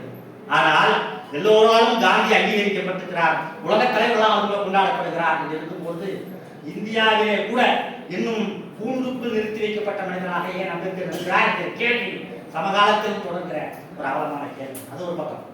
ஆனால் அம்பேத்கர் சொல்கிறார், மகாத்மா என்கிற சொல் ஒரு அரசியல் சொல். அந்த சொல் காந்திக்கு பொருந்துமா பொருந்தாதா எனக்கு தெரியாது. காந்திக்கு பொருந்துமா பொருந்தாதா எனக்கு தெரியாது. தலித்துகளின் மகாத்மா காந்தி அல்ல என்பது மட்டும் எனக்கு தெரியும். தலித்துகளின் மகாத்மா காந்தி அல்ல என்பது மட்டும் எனக்கு தெரியும் என்று சொல்லிவிட்டு தலித்துகளின் மகாத்மா ஜோதிராவ் பூலே என்கிற அந்த மாமனிதர் தான் என்று டிக்ளேர். அம்பேத்கரை பற்றி பேசும்போது நான் அம்பேத்கரை பற்றி பேசிட்டு ஒதுக்க முடியாது. இது தேவசங்க வருஷத்துக்கு ஒரு நாள் தேவசங்க கூட்டம் கிடையாது. அம்பேத்கரை பற்றி பேச, அம்பேத்கரை பற்றி பேசுவது என்பது அம்பேத்கரிய சிந்தனைகளை உள்வாங்குகிறது. அம்பேத்கர் சிந்தனைகளை சமகாலத்துக்கு பொறுத்துகிற, அம்பேத்கர் காலத்தில் அவருக்கு உடன்பட்டும் முரண்பட்டும் இயங்கிய பல்வேறு விதமான வரலாற்று இயங்கு தளங்களை ஆய்வு செய்ய, அவரோடு இணைந்து பயணித்த அல்லது அவர்களுடைய இந்த சிந்தனைகளுக்கு ஆதர்சமாக அமைந்த பல தலைவர்களையும் பல முன்னோடிகளையும் நினைவு கூறுகிற அந்த தருணங்கள்லாம் உண்டு. அதனால் தான் ஜோதிராவ் பூலேவை பிரித்து விட்டு அம்பேத்கர் நம்ம பேச முடியாது. ஜோதிராவ் பூலே அம்பேத்கருக்கு 50 ஆண்டுகளுக்கு முன்னால் அம்பேத்கர் பிறந்த அந்த பூமியை ஏற்கனவே செப்பனிட்ட ஒரு மகத்தான மாமனிதர். ஒரு எளிய ஓபிசி குடும்பத்தில் பிறந்த அந்த மனிதர் பிராமணர்களுக்கு எதிராக அந்த காலத்திலே கொடுத்த சமர் என்பது மிக வலிமை வாய்ந்த சமர். மூட பழக்க வழக்கங்களுக்கு எதிராக, கொடூரமான சடங்குகளுக்கு எதிராக அவர் நடத்திய போராட்டம் மிக வலிமையான போராட்டம். பெண் கல்வி என்பதை இந்தியாவில் தொடங்கி வைத்த ஒரு மனிதர் ஜோதிராவ் பூலே. தலித்துகளுக்கு, பஞ்சமர்களுக்கு, பெண்களுக்கு கல்வி போக வேண்டும் என்று விரும்பிய ஒரு மனிதர் ஜோதிராவ் பூலே. அதனால்தான் ஜோதிராவ் பூலே தான் தலித்துகளினுடைய மகாத்மா என்று அம்பேத்கர் சொல்கிறார். ஜோதிராவ் பூலே வெறுமனே கல்வி மட்டும் பேசல.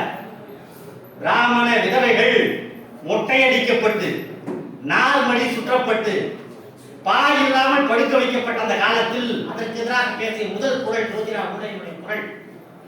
அதற்கு அவர் நாவிதர்களை பயன்படுத்துகிறார். நாவிதர் சகோதரர்கள் எல்லாம் ஒருங்கிணைத்து அவர் திட்டமிட்டு ஒரு போராட்டத்தை கட்டமைக்கிறார். அந்த நாவிதர் சங்கங்கள் சார்பாக அவர் டிக்ளரேஷன் கொடுக்கிறார். பிராமண விதவைகளுக்கு மொட்டையடிப்பதில்லை என்று தீர்மானம் நிறைவேற்றி அதை மறுக்கிறார். அவர்கள் மீது திணிக்கப்பட்ட அந்த வேலையை மறுக்கிறார்கள். அந்த போராட்டத்தை செய்கிறார். அதில் ஜோதிராவ் பூலேவுக்கும் பிராமணர்களுக்கும் இடையிலே கடுமையான முரண்பாடு வருகிறது, மோதல் வருகிறது. அந்த மோதல்களை எதிர்கொள்ளும் போது நாவிதர்கள் இவர் பக்கம் ஜோதிராவ் பூலே பக்கம். அடுத்த கட்டத்தில் அவர்கள் அறிவிக்கிறார்கள், பிராமணர்கள் எவனுக்கும் இனி சபதம் செய்வதில்லை என்று அறிவிக்கிறார். மகாராஷ்டிராவில் இருக்கிற நாவிதர் சங்கங்கள் எல்லாம் சேர்ந்து பிராமணர்கள் எவனுக்கும் சபதம் செய்வதில்லை என்று அறிவிக்கிறார்கள். ஒரு பெரிய போராட்டம். இந்திய வரலாற்றில் எத்தனை பேர் அறிந்திருக்கிறோம் இந்த போராட்டத்தை? நாவிதர்களை வைத்து வேலை நிறுத்த போராட்டம் நடத்திய முதல் மனிதன் ஜோதிராவ் பூலே.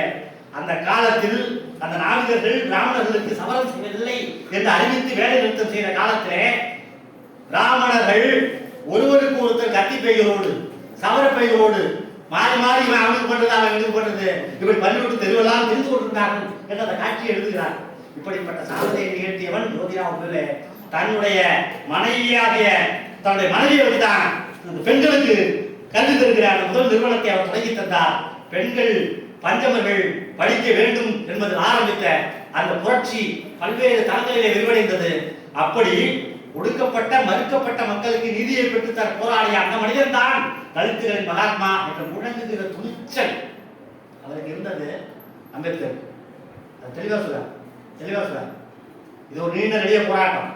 இந்து மதத்துக்கு எதிரான போராட்டம், அல்லது இந்து மதத்தை சீர்திருத்துவதற்கான போராட்டம், இந்து மதத்துக்குள் சீர்திருத்தி தலித்துகளுக்குள் அதற்கான இடத்தை பெறுவதற்கான போராட்டம்.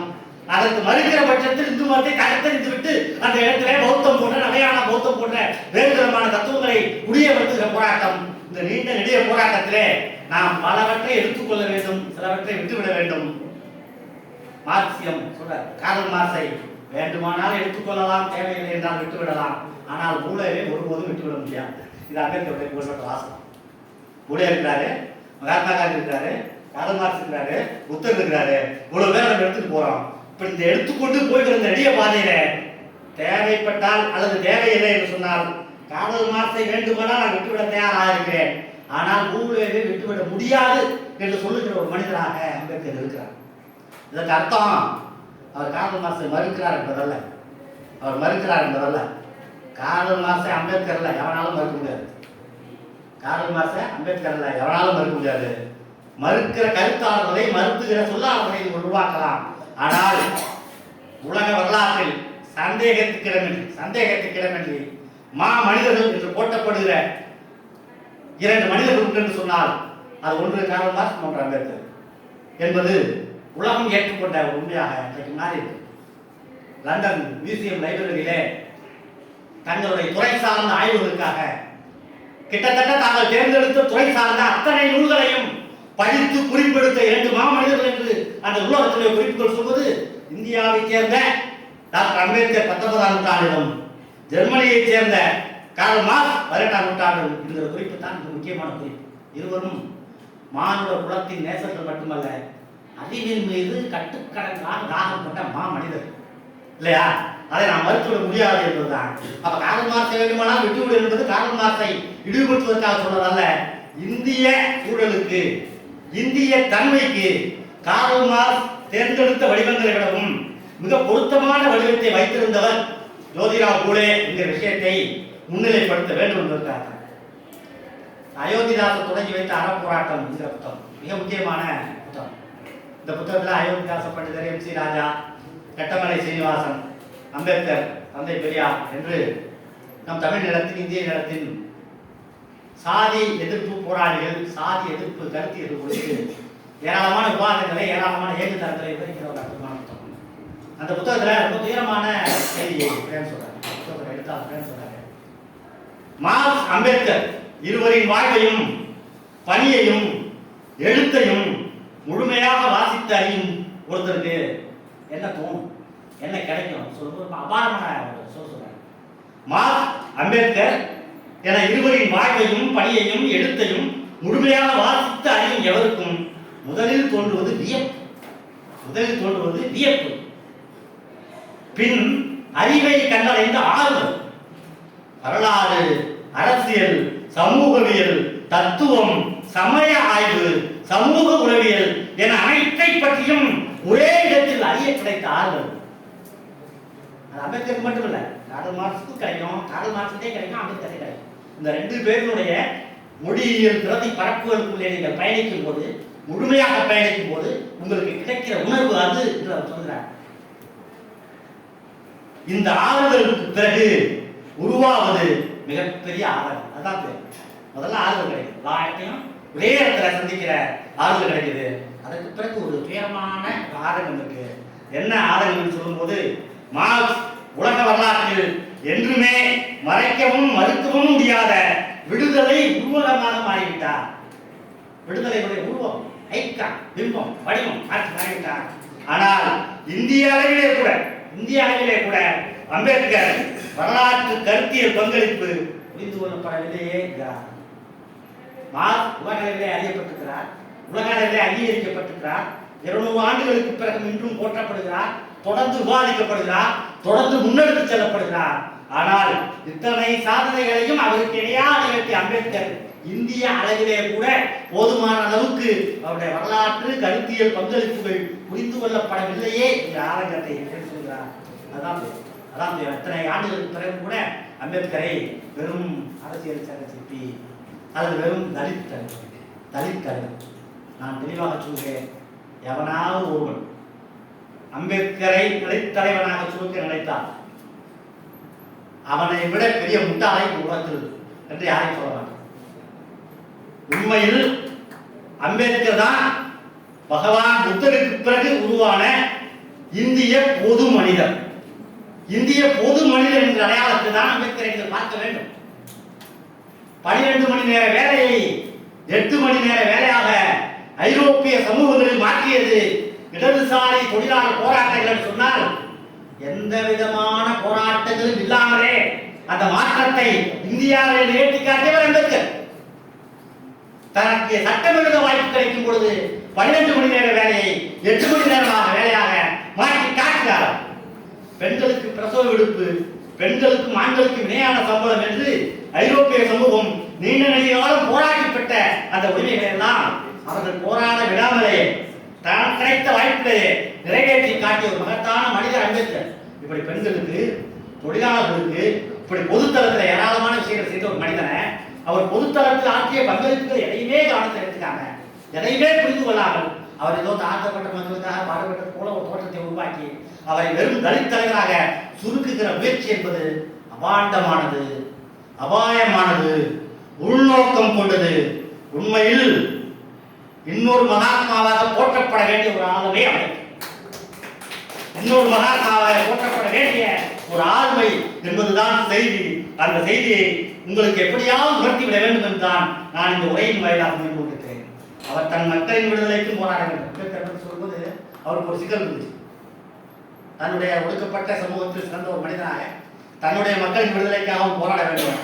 அதோடு நிற்கல அவரு. வரலாற்றில் யாருக்குமே நிகழாத ஒரு பங்களிப்பு அவருக்கு கிடைக்கிறது. அது பிரேம் சொல்றாரு, அவர் தன் மக்களின் விடுதலைக்கும் போராட வேண்டும், அத்துடன் தன் மக்களை ஒடுக்குகிற சாதிகளையும் மாற்ற வேண்டும். தன் மக்களை ஒடுக்குகிற சாதிகளையும் மாற்ற வேண்டும். அதற்கு ஒரு தேசிய தேச நவீனத்துவத்தை உருவாக்கி தர வேண்டும். ஒரு தேச நவீனத்துவத்தை, ஒரு தேசிய நவீனத்துவத்தை உருவாக்கி தர வேண்டும். அதுக்கு பொறுப்பு தானே இருக்குது. இந்த தேசத்தினுடைய மனிதர்களை, சாதிய சிந்தனைகளை உணர்ந்து கொடுக்கிற மனிதர்களை சாதியத்திலிருந்து வெளியேற்றி பொது சிந்தனை உள்ள மனிதர்களாக மாற்றுகிற, சிவில் சமூக சிந்தனை உள்ள மனிதர்களாக மாற்றுகிற அந்த எண்ணத்தையும் அந்த செயலையும் அவரே செய்ய வேண்டும் அப்படின்னு சொல்லிட்டு ஒடுக்கும் வர்க்கத்தையும் திருத்தி மனித நிலைக்கு கொண்டு வர வேண்டும். மனித நிலைக்கு கொண்டு வர வேண்டும் என்று அந்த கடமைகளை ஏற்றுக்கொண்ட ஒரே ஒடுக்கப்பட்ட மக்களின் தலைவர் அம்பேத்கர் தான். அவர்கள் இல்ல, அம்பேத்கர் தான் சொன்னாரு, சிவில் சமூகம் என்று ஒன்று இல்லவே இல்லை. இந்தியாவில் சிவில் சமூகம் என்று ஒன்று இல்லவே இல்லை என்று அவர் காலத்தில் சொல்கிறார். எது சிவில் சமூகம்? எது சிவில் சமூகம்? பொதுவான என்னோட வீடு இருக்கு, உங்க வீடு இருக்கு, என் வீட்டுக்குள்ளேயே உங்க வீட்டுக்குள்ளேயே யாரும் அலோவ் பண்ணலாம், யாரும் அலோவ் பண்ண மாட்டாங்க, நீங்க முடிவெடுக்கலாம்.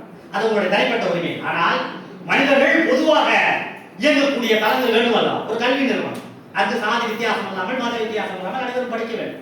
ஒரு சாலை, அது எந்த வித்தியாசம் இல்லாமல் அனைவரும் பயணிக்க வேண்டும். ஒரு குளம், எந்த வித்தியாசம் இல்லாமல் அனைவரும் குளிக்க வேண்டும்.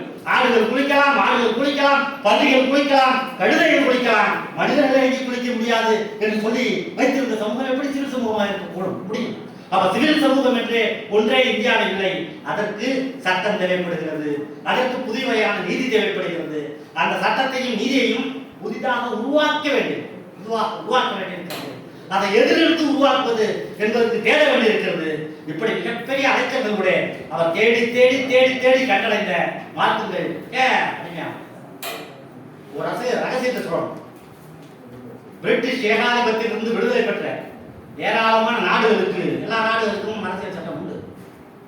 அதிலிருந்து விடுதலை பெற்ற ஏராளமான நாடுகளின் அரசியல் சட்டங்கள் எல்லாம் கிட்டத்தட்ட பிரிட்டிஷ் அரசியல் சட்டத்தை அடியொட்டி 90% அதை போன்றவே இருந்தது. ஒரே ஒரு வித்தியாசம், இந்திய அரசியல் சட்டம் மட்டும் அதற்கு மாறுபட்டது. நீங்கள் கவனிக்க வேண்டும், இந்திய அரசியல் சட்டம் மட்டும் மாறுபட்டது. பிரிட்டிஷ் ஏகாதிபத்தியத்துக்கு எதிராக இருந்த, இங்கிலாந்துக்கு எதிராக அதனுடைய பக்கத்திலே இருக்கக்கூடிய அயர்லாந்து என்கிற அந்த குட்டி தேசத்தினுடைய அரசியல் சட்டத்தினுடைய பெரும்பான்மை சட்டங்களை உள்ளடக்கித்தான் டாக்டர் அம்பேத்கர் இந்திய அரசியல் சட்டத்தை தயார் செய்தார். இது ஒரு முக்கியமான வேறுபாடு. இன்னொன்று, இந்திய அரசியல் சட்டத்துக்கான பிரியாமல் அந்த முன்னுரையை சொல்லுகிறார், ஒவ்வொரு மனிதனும் எப்படி சமூக வயப்பட்டவன், ஒவ்வொரு தனி மனிதனும் எப்படி ஒரு சமூக மனிதனோ அதை போலவே ஒவ்வொரு சமூக மனிதனும் தன்னளவில் ஒரு தனி மனிதன் தான். அவனுக்குள் அந்தரங்கங்கள் உண்டு, அவனுக்குள் ஆழ்ந்த விருப்புகள் உண்டு. சமூக மனிதன் என்கிற கட்டுப்பாட்டில் எல்லாத்தையும் அப்படி போட்டி பண்ணி முன்னேற முடியாது. அந்த தனி மனித கிரியேட்டிவிட்டி என்பதற்கான இடமும் அதற்குள்ளே இருக்க வேண்டும் என்பதையெல்லாம் அம்பேத்கர் முன்னுரையில் பேசார். இந்த விஷயங்களை எல்லாம் என்னுடைய மனத்தில் வைத்துக் கொண்டுதான் இந்த சட்ட உருவாக்கத்தை நான் நிகழ்த்தினேன் என்று அம்பேத்கர் சொல்றாரு. இதற்கு பௌத்தம் கூறுகிற அந்த தன்னிலை குறித்த தத்துவார்த்த விளக்கங்கள் எனக்கு பயன்பட்டன என்கிற விஷயத்தை அம்பேத்கர் சொல்லுகிறாரு. அப்ப பௌத்தம் அறிந்த, பௌத்தம் சொல்லுகிற தம்மம் அறிந்த, பௌத்தம் குறித்த சங்கம் அறிந்த, அந்த சங்கம் கட்டுப்பாடுகள் தம்மம் இது போன்ற விஷயங்களை எல்லாம் அறிந்த ஒரு மனிதராக, அந்த தன்னிலை போன்ற தத்துவ விஷயங்களை அறிந்த ஒரு மனிதராக அவர் சட்டத்துக்குள் பிரவேசிக்கிற போது அவர் உருவாக்கி காட்டுகிற சட்டம் என்பது, அவர் இந்தியாவுக்கு உருவாக்கி அளித்த சட்டம் என்பது பிற நாடுகளுடைய சட்டத்தை விட வேறுபட்டதாக அமைந்தது என்கிற விஷயத்தையும் நான் உங்களுக்கு சுட்டிக்காட்ட விரும்புகிறேன். அறிஞர் நண்பர்களே, காலாராம் கோயில் நுழைவு போராட்டம் என்று ஒரு போராட்டம் அம்பேத்கருடைய வாழ்க்கையிலே மிக முக்கியமான ஒரு போராட்டமாக காலாராம் கோயில் நுழைவு போராட்டம் அது இருந்தது. கோயில் நுழைவுக்கு அம்பேத்கர் முக்கியத்துவம் கொடுத்தார். அதற்காக தான் அந்த காலாராம் கோயில் நுழைவு போராட்டத்தை நடத்தினார். ஆனால் கோயில் நுழைவு என்கிற விஷயத்தை அம்பேத்கர் எப்படி பார்த்தார் என்கிற கேள்வி இருக்குல்ல, அது வித்தியாசமான கேள்வி. சாவர்கருக்கு ஒரு கடிதம் இருக்கு. இந்த கடிதங்கள் தொகுப்பு காமிச்சிருக்கேன். இந்த தொகுப்புல வீர சாவர்கர் என்று சொல்லி கொடுக்கிறார்களே, அந்த சாவர்கருக்கு ஒரு கடிதம் அவர் எழுதியிருக்கார். சாவர்கர் அம்பேத்கரை ஒரு போராட்டத்துக்கு தமிழ்நாட்டில் அழைக்கிறார். போராட்டம் கூட அல்ல, ஒரு கோயில் நுழைவு. ரத்னகிரி கோட்டை, மகாராஷ்டிராவில் இருக்கக்கூடிய அந்த ரத்னகிரி கோட்டையில் இருக்கக்கூடிய ஒரு கோயில். அந்த கோயிலை தலித்துகள் நுழைவதற்கு அனுமதிக்கிற ஒரு நிகழ்வு நடக்கிறது. அதற்கு நீங்கள் தலைமையேற்று நடத்த வேண்டும் என்று சாவர்கர் அம்பேத்கரை அழைத்து ஒரு கடிதம் எழுதுகிறார். அதற்கு அம்பேத்கர் சொல்லுகிற பதில் மிக ஆழமான, மிக முக்கியமான பதில். அவர் சொல்லுகிறார், தலித்துகள் இந்து மதத்துக்குள் நுழைந்து இடம் பெறுவது என்பது கோயில் நுழைவு என்பதாகவோ சம பந்தி போஜனம் என்பதாகவோ மட்டுமே அமைய வேண்டும் என்று நான் விரும்பவில்லை, நம்பவில்லை. அம்பேத்கர் தெளிவாக சொல்றார். அப்ப இடம் வேணும்.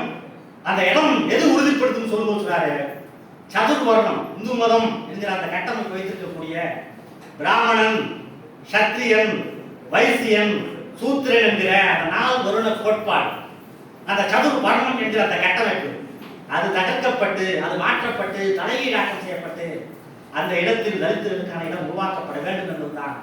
துரதிருஷ்டவசமாக உங்களுடைய சமீப கால பேச்சுக்களில் தொடர்ந்து சதுர்வர்ணம் குறித்த உலகங்களை நான் கவனித்து வருகிறேன். பதில் சொல்றாரு சாவர்கர். அவர் சொன்ன பதில், உலகம் சதுர்வர்ணத்தை ஆதரித்து நீங்கள் பேசிக் கொண்டிருக்கிற அந்த உலகங்களை நான் கவனித்து வருகிறேன். அந்த உலகங்களிலிருந்து நீங்கள் வெளியே வரும் பட்சத்தில் இது போன்ற விஷயங்கள் நான் கலந்து கொள்ள ஏதுவாக இருக்கும் என்று சொல்லுகிறார். அப்ப அம்பேத்கர் ரொம்ப தெளிவா இருக்கிறார். சாதிக்கு எதிரான போராட்டம் என்பது சமபந்தி போராட்டமோ கோயிலுக்குள் நுழைவதோ அல்ல, சில பொறுப்புகளை அடைவது, சில பதவிகளை அடைவது என்பதோடு அல்ல.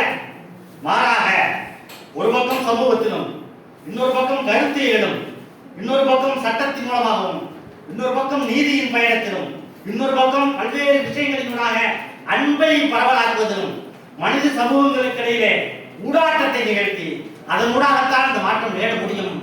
சாதிய மனநிலை என்பது பெரும்பாலான மனிதர்களுடைய மனத்திலும் வேதங்களிலும் பல்லாயிரம் ஆண்டுகளாக நடைபெற்று வருகிற ஒரு விஷ தாவரம். அதை வேரோடு வெட்டி வீழ்த்துகிற போராட்டத்துக்கு அம்பேத்கருடைய சிந்தனைகள் பயன்பட வேண்டும். அதை நோக்கி தான் போறோம். கிட்டத்தட்ட நாம் உரையை இறுதி கட்டத்துக்கு வந்துள்ளோம். அன்பான தோழர்களே, மறுபடியும் அம்பேத்கர் முன்வைத்த புத்தரும் மற்றும் தம்மமும் உள்ள புத்தரினுடைய இறுதி உரையாடல் ரொம்ப ஒரு முக்கியமான விஷயம். பகவான் புத்தர் என்கிற அற்புதமான மனிதன் 85 வயதில் மரணம் அடைந்த அந்த இரவு இரண்யவதி நதி அப்படிங்கிற ஒரு ஆறு ஓடி சிற்றாறு, அந்த சிற்றாற்றினுடைய கரையில மாந்தோப்புகள் நிறைந்த ஒரு பகுதி. அதில் ஒரு சால மரத்திலே ஒரு ஊஞ்சல் போல ஒன்றை கட்டி புத்தரை படுக்க வைத்திருக்கிறார்கள். முதல் நாள் இரவு சுந்தன் என்கிற கொள்ளன் கொடுத்த ஒரு விருந்திலே அவர் சாப்பிட்ட பன்றி இறைச்சினால் ஏற்பட்ட ஒவ்வாமை காரணமாக வயிற்றுப்போக்கு வந்து 85 வயது மனிதர் புத்தர் மரணத்தின் விளிம்பிலே இருக்கிறார். அவர் மரணத்தின் விளிம்புக்கு வந்து விட்டார் என்பதை தெரிந்து அவர் உடனே பயணித்துக் கொண்டிருந்த பிரதான சிஷ்யரான ஆனந்தர் அந்த காட்சியை பார்க்க முடியாது, புத்தர் மரணிக்கிற காட்சியை பார்க்க முடியாது என்கிற தவிப்பில் வேதனையில் விலகி போயிட்டார், மூளைக்கு போயிட்டார்.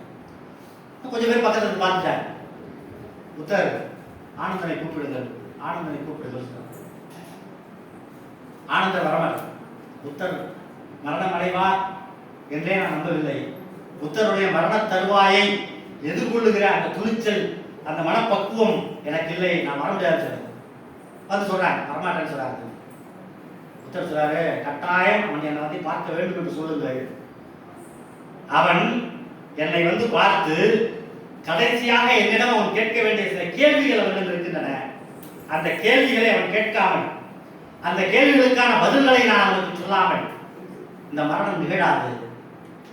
அந்த கேள்விகளை கேட்டு அதற்கான பதில்களை நான் சொன்னால்தான் ஒரு முதிர்ந்த சருகு காய்ந்த மரத்திலிருந்து தன்னை விடுவித்துக் கொண்டு காட்டு வெளியிலே ஆடி ஆடி கீழே அடி பூமியிலே படிவது போல இயல்பான அந்த மரணம் நிகழும் என்று நான் சொன்னதாக என்னிடம் சொல்லுங்கள் என்று கவித்துவமாக புத்தர் சொல்லுவதாக அந்த பதிவு இருக்கிறது. போய் சொல்லுகிறார்கள். வேறு வழி இல்லை. ஆனந்தர் வந்து நிற்கிறார். ஆனந்தர் நிற்கிறார். பக்கத்திலே சன்னா, கௌதம சன்னா, 2 பிரதான சிஷ்யர்கள். ஒருவர் ஆனந்தர், இன்னொரு சன்னா. அந்த சன்னா என்பவர் சின்ன வயதிலிருந்தே புத்தர் இளவரசனாக இருக்கிற காலத்திலிருந்தே புத்தருக்கு தேரோட்டி. சன்னாவுடைய அப்பா புத்தருடைய அப்பாவான ராஜாவுக்கு தேரோட்டுகிறார். இந்த கௌதம சன்னா புத்தருக்கு தேரோட்டுகிறார். அப்படி தேரோட்டியாக சின்ன வயசுல இருந்தே வாலிய நண்பர்களாக சேர்ந்து வாழ்ந்தாங்க. இவங்க 2 பேருமே பக்கத்தில் நிற்கிறாங்க. அப்ப புத்தர் கேட்கிறார், ஆனந்தா, நீ 2 நாட்களாக என்னிடம் கேட்க ஆசைப்பட்டு கொண்டிருந்த, என்னிடம் கேட்க விரும்புகிற, ஆனால் இதுவரை கேட்காத அந்த கேள்வியை கேள். அந்த கேள்விக்கான பதிலை சொன்ன பிறகுதான் என்னுடைய ஆவி இந்த கூட்டிலிருந்து பிரியும் அப்படின்னு சொல்றாரு. ஆனந்தர் இல்ல, வேணாம் வேணாம் வேணாம் வேணாம்னு சொல்றாரு. இல்லை நீ கேட்டே ஆகணும்னு சொல்றாரு. அப்ப சொல்றாரு, நீங்கள் ஞானம் அடைந்தது உண்மையா? நீங்கள் ஞானம் அடைந்தது உண்மைதான். எப்ப மரணப்படுகிற 50 வருடம் இருவரும் ஒரு பாதையிலே பயணித்து விட்டு புத்தம் தர்மம் சங்கம் என்றெல்லாம் உலகமெல்லாம் உரையாடி விட்டு ஆயிரக்கணக்கான லட்சக்கணக்கான மனிதர்கள் பேசிவிட்டு 2 பேரும் சேர்ந்து பயணித்து விட்டு கடைசியில மரணப்படுகிற இவர் கேட்க சொல்லி கம்பல் பண்ண கேள்வி கேட்கிறாரு, நீ ஞானம் அடைந்தது உண்மைதானா சொல்லு. புத்தர் உண்மைதான். நீங்கள் பேசியது அதுதானா? அடுத்த கேள்வி, இல்லை இல்லை அப்படின்னு சொல்ல. அந்த இடத்துல குழப்பம் வருது. ஞானம் அடைந்தது உண்மை, ஆனால் நான் உங்களிடம் பேசியது அது இல்லை. அப்ப நீங்களிடம் பேசியது என்ன அப்படின்னு கேட்கிறார். அதற்கு புத்தர் சொன்ன பதில் ஒரு ஆழமான பதில். ஞானம் என்பது ஒரு தனி மனிதன் தன்னளவிலே உணரக்கூடிய பரவச நிலை. ஞானம் என்பது ஒரு தனி மனிதன் தன்னளவிலே உணரக்கூடிய, உணர முடிகிற, உணர வாய்க்கிற ஒரு பரிபூர்ண நிலை, பரவச நிலை, அதை ஒரு மனிதன் உணர முடியும், இன்னொருவருக்கு கடத்த முடியாது. சொற்களின் மூலமோ, மௌனத்தின் மூலமோ, உபதேசங்களின் மூலமோ, தியானத்தின் மூலமோ, விரத வேள்வி மார்க்கங்களின் மூலமோ இன்னொருவருக்கு கடத்த முடிகிற அனுபவம் இல்லை. சரி, அப்ப என்னதான் சொன்னீங்க? நான் ஞானம் அடைந்த தருணத்தினுடைய பரவச உணர்வுகளை சொற்களின் வழி உங்களிடம் வெளிப்படுத்த முயன்ற போதெல்லாம் அது என்னுடைய மறதியின் புதைச்சேற்றுக்குள் ஒளிந்து கொண்டது. புத்தர் சொன்ன பதில், அது என்னுடைய மறதியின் புதைச்சேற்றுக்குள் ஓடி ஒளிந்து கொண்டது. அதை மறைக்க நான் பட்ட பிரயத்தனங்கள் தான் உங்களிடம் பேசிய உபதேசங்கள் என்று புத்தர் சொல்லியதாக குறிப்பு இருக்கு. இது ஞானம் குறித்த, உபதேசங்கள் குறித்த, தத்துவங்கள் குறித்த ஒரு ஆழமான சொல்லாடல். ஆனால் இதை சொல்வதற்காக சொல்லவில்லை. அப்ப இன்னொரு விஷயம் நடக்குது, பக்கத்துல இன்னொரு விஷயம் நடக்குது. சன்னா, நீ என்ன சொல்லிருக்க? கௌதம சன்னா, இது ஆனந்தர் புத்தருக்கு இணையான அறிவாள். இன்னும் சொல்ல போனால் எழுதிய நூல்களின் அடிப்படையில் பார்த்தால் புத்தரை விடவும் மிக விரிவான ஆழமான தத்துவ ஞானி ஆனந்தர் தான் என்று புத்தக இலக்கியங்கள் சொல்கின்றன. அப்ப ஆனந்தர் புத்தரை விடவும் வலிமையான ஒரு தத்துவ ஞானி. இப்ப அவருக்கு இந்த விஷயத்தை புரிய வைக்க முடியுது. இப்ப சன்னாங்கிறா அவ்வளவு படிப்பாளிக்கிறார். நான் சொன்ன மாதிரி தேரோட்டி, இவருக்கு சின்ன வயசுல இருந்தே பழக்கமான பாலிய நண்பனா இந்த தேரோட்டி. சன்னா, நீ என்னடா சொல்றேன்னு கேட்கிறார் புத்தர். அவர் சொல்றான், நீ ஆரம்ப காலத்துல இருந்தே என்ன பேசுறேன்னு புரியறது இல்லை, இப்ப இல்ல, நீ ஞானம் அடைந்த பிறகு இல்ல, நீ சிறுவனாக நீயும் நான் ஓடி விளையாண்ட காலத்துல இருந்தே நீ சற்று வினோதமானவன், நீ சற்று வேறுபட்டவன். அந்த காலத்துல இருந்தே என்ன சொல்றேன்னு புரிஞ்சதே கிடையாது. அப்போ உன்னுடைய கருத்துக்களை, உன்னுடைய சிந்தனைகளை தொடர்ந்து வந்தவன் இல்லை நான். அப்ப ஏன் என் பின்னே வந்த? அப்ப எதை கண்டு என் பின்னால் வருகிறாய் என்று கேட்கும்போது அவர் சொல்றாரு, ஒரு சம்பவத்தை சொல்றாங்க. சொன்னா அப்ப நம்ம 2 பேரும் சின்ன பசங்க, ஒரு 8-10 வயசு இருக்கும். உனக்கு 8-10 வயசு இருக்கும், எனக்கு 8-10 வயசு இருக்கும். நீ தேரை தட்டிலே உட்கார்ந்து இருக்கிறாய், நான் முன்னால் உட்கார்ந்து தேரை ஓட்டி கொண்டிருக்கிறேன். 4 குதிரைகள் பூட்டிய அந்த தேர் காற்று வேகத்தில் போய்கொண்டிருக்கிறது. இந்த பக்கம் ஆறு, இந்த பக்கம் ஒரு ஆறு, இந்த பக்கம் வயல்வெளி. இப்ப நீ பார்க்கவே முடியாது. இந்த பக்கம் ஆறு, இந்த பக்கம் வயலாம் பார்க்க முடியாது. இந்த பக்கம் வீடு, இந்த பக்கம் அப்பார்ட்மெண்ட், அப்படிதான் பார்க்க முடியும். அப்ப அவங்க காலத்துல இருக்கு, இந்த பக்கம் ஆறு, இந்த பக்கம் வயல். அப்படியே அந்த 4 குதிரைகள் பூட்டிய ரதம் தேர் காற்று வேகத்தில் போய்கொண்டிருக்கிறது. திடீர்னு நீ கத்துற, நிறுத்து கத்துற. அதுல சடங்குறை போடக்கூடிய விஷயமா அது? பின்னாடி சித்தார்த்தம், புத்தக சித்தார்த்தம், நீ நிறுத்து கத்துற. இவன் ஏன் கேட்க, தேரை ஓட்டுகிறவன் ஏன் கேட்கிறான்? குறுக்க ஒரு அணில் குஞ்சு போகுது, தேர்ல அடிபட்டு அந்த அணில் குஞ்சு, ஒரு அணில் குஞ்சு குறுக்க போகுது, நிறுத்து சித்தார்த்தம் கத்துறான். அப்ப இவன் சொல்றான், நிறுத்தினா செத்துருவோம்டா, அச்சு முடிஞ்சிடும், குதிரைகள் பிரிஞ்சிடும், அச்சு முடிஞ்சிடும், நீ நானா செத்துருவோம் அப்படின்னு சொல்றான். அப்ப சொல்றான், அது வெறும் அணில் குஞ்சு, அது வெறும் அணில் குஞ்சு, அதுக்காக நம்ம சாவத்துக்காருங்கிறான். அப்ப சித்தார்த்தம் சொன்னதாக சன்னா சொல்லுறான். நான் சொன்னேன் அது வெறும் அணில் குஞ்சு, நீ சொன்னாய் நாம் வெறும் மனிதர், நாம் வெறும் மனிதர், நாம் வெறும் மனிதர்கள் என்று 8 வயதில் உணர்ந்து கொள்ளக்கூடிய, புரிந்து கொள்ளக்கூடிய நுண்ணுணர்வும் கூருணர்வும் மிக்க மனிதனாக இருந்தவனால் தான் பின்னால் புத்தன் நிகழ்ந்தான். புத்தன் நிகழ்ந்தான். அதை சொல்றான். நான் 8 வயசுல நீ சொன்னேன், நாம் வெறும் மனிதர்கள் என்று சொன்ன ஒரு மனிதன் உலக வரலாற்றில் உண்டு என்று சொன்னால் அது நீதான். அந்த கருணையினுடைய ஒளிக்காக, அந்த அன்பினுடைய பரவசத்துக்காகத்தான் உன் பின்னால் நான் நிற்கிறேன் அப்படின்னு சொல்லி சன்னா சொல்லுறான். அப்ப புத்தர் சொல்றார், அப்ப உனக்கு இங்க வேலை இல்லை, நீ வெளியில போ, நீ வெளியில போ. அந்த பக்கத்து தோப்புல நான் விட்டு வைத்திருக்கிற முயல்களுக்கும், கிளிகளுக்கும், மனிதர்களுக்கும் தானியங்கள் போடுகிற வேலையை நீ பார் என்று சொல்லுகிறார். காக்கடி தெரியுமா? ஆனந்தர் சொல்றார், அவர் ஏதோ விவரம் தெரியாம சொல்லிட்டாங்க, அதுக்கு போய் கோச்சிக்கிட்டு இவ்வளவு பெரிய தண்டனை கொடுக்குறீங்க. அவர் ஏதோ விவரம் தெரியாம விளையாட்டுமா சொல்லிட்டாரு, அதுக்கு போய் கோச்சிக்கிட்டு இவ்வளவு பெரிய தண்டனை கொடுக்குறீங்க அப்படின்னு சொல்லி புத்தரிடம் ஆனந்தர் சொல்கிறார். எப்படிப்பட்ட ஆனந்தர்? புத்தரை விடவும் அறிவாற்றலில், தத்துவ செழுமையில் தேர்ந்த ஆனந்தர் இப்படி ஒரு சொல்லை சொல்கிறார். அப்ப புத்தன் சொல்லுகிற சொல் ஆழமான சொல். மடையா, மடையா, எது சாபம் என்றும் எது வரம் என்றும் பிரித்து பார்க்க தெரியாத மடைய கண்டனத்தை பூமியாக இந்தியா இருக்கிறது. உனக்கு நான் கொடுத்திருக்கிறேனே, எனக்கு பிறகு இந்த புத்த சங்கத்தினுடைய தலைமை பீடாதிபதி நீதான் என்று, அதுதான்டா சாபம். அவனுக்கு கொடுத்திருப்பது வரம். அன்போடு, மரவசத்தோடு, கருணையோடு, எளிய உயிர்களோடு நெருங்கி பழகிற வாய்ப்பு அவனுக்கு கொடுத்திருக்கிறேனே, அதுக்கு பேராடா வரம். அதிகாரத்தோடு, தத்துவங்களோடு, சொற்களோடு மண்ணு கட்டுக்கிற தத்துவங்களோடு மண்ணை பெற்றுட்டாங்க வேலை ஓப்பத்துக்கு அதான் சாமம் அப்படின்னு சொல்லி புத்தர் விளக்கியதாக அந்த பகுதி வருகிறது. அறிவிய நண்பர்களே, ஏன் சொல்கிறேன் என்றால் 2500 வருடங்கள் கடந்து விட்டன. இன்றைக்கும் கூட எது வரம் எது சாபம் எது பிரித்து பார்க்க முடியாத மனநிலை கொண்ட மனிதர்களாகவே இந்திய சமூகம் இன்னமும் நீடிக்கிறது என்பது ஒரு துயரம். அதனுடைய அடையாளம் தான் அம்பேத்கர்களும் பெரியார்களும் கூண்டுக்குள் இருக்க ஜாதி தலைவர்கள் எல்லாம் கையெழுத்துக் கொண்டிருக்கிற காட்சிகளை நாம் பார்க்க முடிகிறது என்ற துயரத்தையும் இதோடு சேர்த்து பார்க்க வேண்டும். அம்பேத்கரை ஒரு பன்முக அறிவாளியாக, ஒரு பொது மனிதனாக, இந்தியாவுடைய இன்னொரு மகாத்மாவாக இந்த கூட்டத்திலிருந்து இங்கு பார்க்க தொடங்குவீர்கள் என்று சொன்னால் அதுவே இந்த உரையினுடைய வெற்றியாக அமையும். வாழ்த்துக்கள். நன்றி. ஜெய்ஹிந்த்.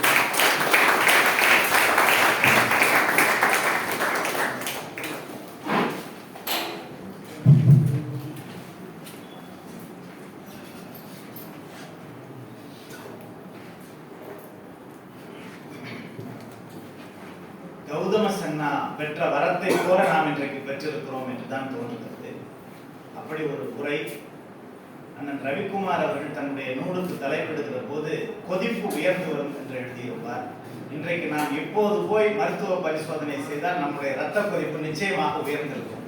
இந்த பேச்சு அப்படித்தான் நம்மை கொதிப்பை உயரச் செய்திருக்கிறது. அன்புக்குரிய தோழர் கலியமூர்த்தி அவர்களே, ஒரு கௌதம சன்னாவை போல நான் உங்கள் பின்னால் அலைந்து கொண்டே இருப்பேன் என் வாழ்நாள் முழுவதும் என்று மிகுந்த நிகழ்வோடு இந்த மன்றத்திலே பதிவு செய்கிறேன். அப்படி பேசக்கூடிய அவருடைய பேச்சுகளை ஆயிரக்கணக்கான பேர்கள் கேட்டுக்கொண்டே இருப்பார்கள். நம்முடைய பிள்ளைகள் கூட இடையிலே சிறிது சலசலப்பாக பேசிக் கொண்டிருந்தார்கள். நான் கொஞ்சம் மனசு வருத்தப்பட்டேன். ஆனா அவர்களுடைய சுதந்திரத்தில் குறுக்கிடுவது முறையாகாது என்பதனாலே அது கலியமூர்த்தியும் விரும்ப மாட்டார். ஏன்னா நாங்கெல்லாம் இப்படி பழக்கப்பட்ட ஆளுங்க தான். ஒருவனை கட்டி போட்டு கொலையாக கொள்வதை போல பேசுவது என்பது எங்களுடைய நோக்கம் அல்ல. நீங்கள் சுதந்திரமாக இருங்கள், ஆனால் இப்படி அருமைக்குரிய தருணங்களை நழுவ விட்டு விடக் கூடாதே என்று எங்கள் பிள்ளைகள் இப்படி வளர்ச்சியில் தடைபட்டு விடுவேன் என்கிற ஆதங்கத்தோடு நான் எழுந்து ஒரு சஞ்சலத்தோடு அலைந்து கொண்டிருந்தேன். நிகழ்வு மிக மெருகேறி நடந்து முடிந்திருக்கிறது. இன்னொன்றையும் சொல்ல வேண்டும். நம்முடைய ஆனந்தருக்கு புத்தரிடம் கேட்பதற்கு கேள்விகள் இருந்தன. நாம் தோழர் கலியமூர்த்தியிடம் கேட்பதற்கு கேள்விகள் இருந்தால் நம்முடைய துறை தலைவர் அவர்கள் கேட்டுக்கொண்டார்கள். ஒரு 5 to 10 மணித்துளிகளுக்குள்ளாக அவரிடம் ஏதாவது உங்களுக்கு இந்த பொழிவின் மீதான ஐயப்பாடுகளை களைவதற்கான வினாக்கள் இருந்தால் கேட்கலாம். அதற்கான நேரம் இது. நம்முடைய துறையின் பேராசிரியரும் நிதி அலுவலகம் ஆகிய ஐயா அவர்கள் காத்திருக்கிறார்கள் நன்றி உரைக்க. அவரையும் சங்கடப்படுத்தாமல் நாம் இந்த நேரத்தை சிக்கனமாக பயன்படுத்திக் கொள்ள வேண்டும் என்று கேட்டுக்கொள்கிறேன். கலை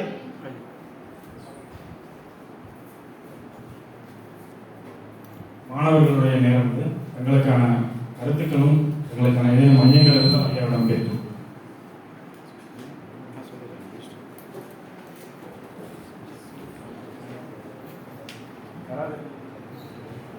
தனித்திறக்கிய மாணவர்களுக்கு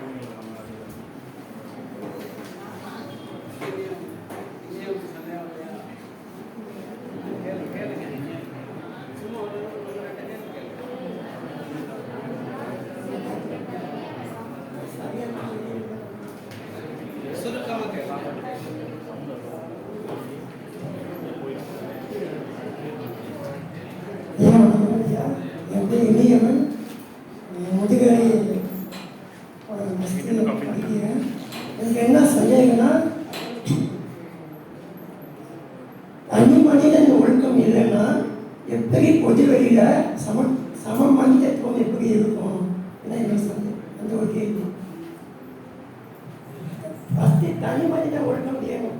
அது இல்லைன்னா அது இப்போ நான் வந்து எனக்கு தனி ஒழுக்கம் இல்லைன்னா நான் சமூகத்தில் வெளியில் போகும்போது எப்படி வந்து பிரயத்தி நான் போய் வெளிப்படுத்த முடியும். எனக்கே ஒழுக்கம் இல்லைன்னா எப்படி பிரயத்தனம் பண்ண முடியும்? அதுதான் கேள்வி. சரிதான், முக்கியமான கேள்வி அது. தனி மனித ஒழுக்கம் இல்லாத போது பொது வெளியில தனக்கான இடத்தை அல்லது தன்னுடைய சிந்தனைகளை ஒரு மனிதன் எப்படி கொண்டு செல்ல முடியும் என்று கேட்கிறாங்க. அம்பேத்கர் தான் கேட்டுட்டாங்க. அம்பேத்கர் உத்தராகண்ட் மாசாங்கிற விஷயத்தை பற்றி பேசும்போது, அந்த ஆய்வை பற்றி பேசும்போது, நோக்கம் மட்டும் என்னதாக இருந்தால் போராது, வழிமுறையும் சொல்றதாக இருக்க வேண்டும் அப்படிங்கிறத சொல்றார் திருத்தி. கிட்டத்தட்ட நீங்க சொல்றதா சமூகத்தை திருத்த வேண்டும், மாற்ற வேண்டும் என்று ஒரு மனிதன் நினைக்கிற மனிதன், சமூகம் எப்படி வேணா இருந்து போட்டு நினைக்கிற மனிதன் அவன் எப்படி வேணா இருக்கலாம். ஆனால் சமூகத்தை மாற்ற வேண்டும் என்று நினைக்கிற ஒரு மனிதன் முதலில் தான் மாற வேண்டும். அப்ப அந்த தனி மனித ஒழுக்கம் என்பது முக்கியம் அப்படிங்கிறது. மாற்றம் தன்னிலிருந்து தொடங்க வேண்டும் சொல்றோம்ல, சரிதான், சரியான விஷயம். இந்த வாழ்க்கையோட சொல்லிட்டாங்க. வேற ஏதாவது கேள்வி இல்லை?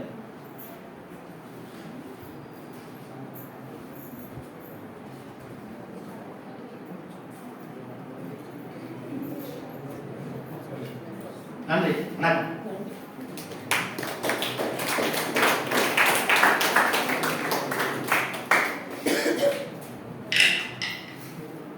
குடும்பத்தை கடந்த அன்பு என்பது பொதுவலையில் அனைவருக்கும் கிடைக்கக்கூடிய சமூக நீதியின் வழியாக தான் கிடைக்கப்படுகிறது என்ற கருத்தை முன்வைத்து அம்பேத்கர் குறித்து அறியப்படாத பல தகவல்களை அவர் எழுதிய கடிதங்களின் வாயிலாகவும் பல்வேறு தகவல்களின் வாயிலாகவும் மற்ற சான்றாதாரங்களோடு நாம் முன்வைத்து சென்ற சிறப்பு விருந்தினர் ஐயா அவர்களுக்கு நன்றியை தெரிவித்துக் கொள்கிறோம். நன்றியுரைக்கு முன்பதாக மாணவர்கள் அனைவருக்கும் இன்று மதிய உணவு ஏற்பாடு செய்யப்பட்டுள்ளது. மதிய உணவை முடித்த பிறகு அடுத்தது ஒரு அறக்கட்டளை, பெரிய கோயில் அறக்கட்டளையானது இதே போன்று சிறப்பு அழைப்பாளர்களுடன் சிறப்பாக நடக்க உள்ளது. எனவே மதிய உணவை முடித்துவிட்டு அனைவரும் மீண்டும் இதே அரங்கத்திற்கு வந்துவிடுமாறு மிகவும் தாழ்மையுடன் கேட்டுக்கொள்கிறோம். தற்போது நன்றியுரை வழங்க பல்கலைக்கழகத்தினுடைய நிதி அலுவலரும் அயல்நாட்டு தமிழ் கல்வித்துறையினுடைய இணை பேராசிரியருமான முனைவர் ஞா பழனிவேல் ஐயா அவர்களை அன்போடு அழைக்கிறேன்.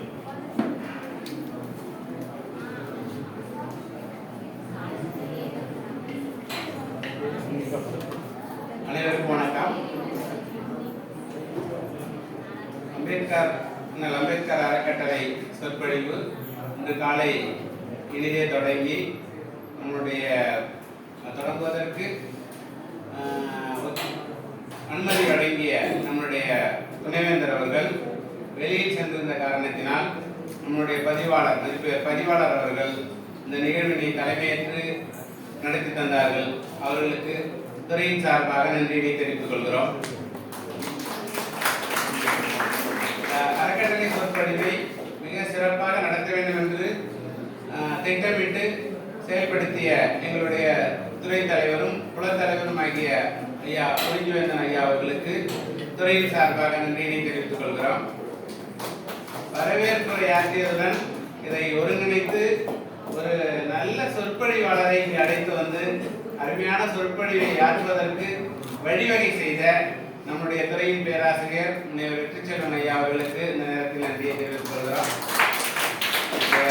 அவங்க 2-3 டேட்டா அவங்கள்ட்ட வாங்கி ஒவ்வொரு டேட்டா மாற்றி இன்னைக்கு வைக்கிற மாதிரி ஒரு சூழ்நிலை வந்துருச்சு.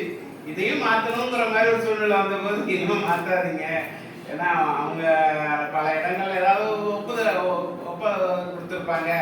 அப்போ நமக்கு வர்றது சிரமமாக போயிடும். ஒரு அருமையான சொற்பொழிவு இத்தனை ஆண்டுகளாக நானும் நிறைய வந்திருக்காங்க. ஆனால் உங்களுடைய சொற்பொழிவுங்கிறது ஐயாவுடைய சொற்பொழிவுங்கிறது வித்தியாசமாக இருந்துச்சு. அந்த வகையில் நம்மளுடைய சிறப்பு சொற்பொழிவாளர் கலியமூர்த்தி ஐயா அவர்கள்